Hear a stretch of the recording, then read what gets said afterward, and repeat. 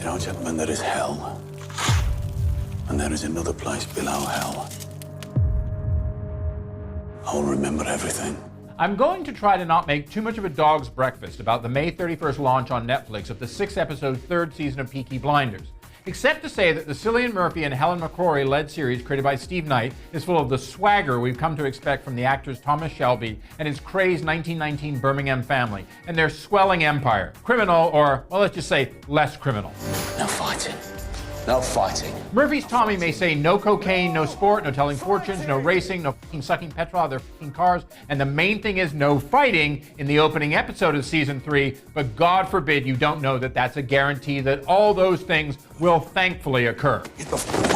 Picking up in 1924, about 18 months after the events of season 2 ended, the latest serving of Peaky Blinders is also full of death, white Russians, and I don't mean the drink, history buffs, aristocratic swells, Soviet agents, sinister priests, say hello to the never more menacing Paddy Constite, cursed jewels, horse races, Winston Churchill, political upheaval, London villains, Tom Hardy, Alexander Siddig, some David Bowie, as well as more great soundtrack tunes from the likes of Nick Cave and PJ Harving, shotgun blasts, and a very good argument against the straight and narrow. In short, to quote McCrory's Polly Shelby, look how far we've come. Because it sure is great to see Peaky Blinders back. With vestiges of the guts and glory that made up the meat on the bone of The Sopranos and The Wire, really the high churches of contemporary TV, Peaky Blinders' third season, which debuted on the BBC in the UK earlier this month, peels apart how dangerous success can be, and how much others, even those closest to you or your own flesh and blood, will try to rip it out of your hands. There are plenty of linen tablecloths in the now wealthy Shelby world, but you'll never confuse us for the polite and repressed snobbery of the fictional timeline contemporary Downton Abbey. This is visceral viewing that uses respectability as a blunt object at the best and worst of times. The aristocracy don't believe in forgiveness.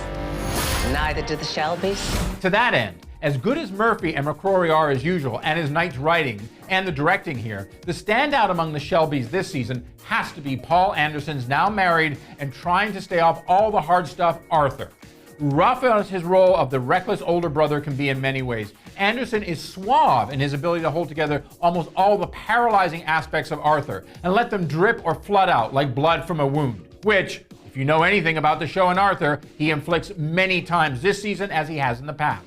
When Peaky Blinders' first 2 seasons debuted on Netflix back in late 2014, I, as someone says of Murphy's Tommy this season, loved the sport of it, the tension and the rage. With the too short season 3, which is the same 6 episodes as season 1 and 2, that sport has become an art, and at times, it is TV poetry in motion. I'm Dominic Patton for Deadline Hollywood.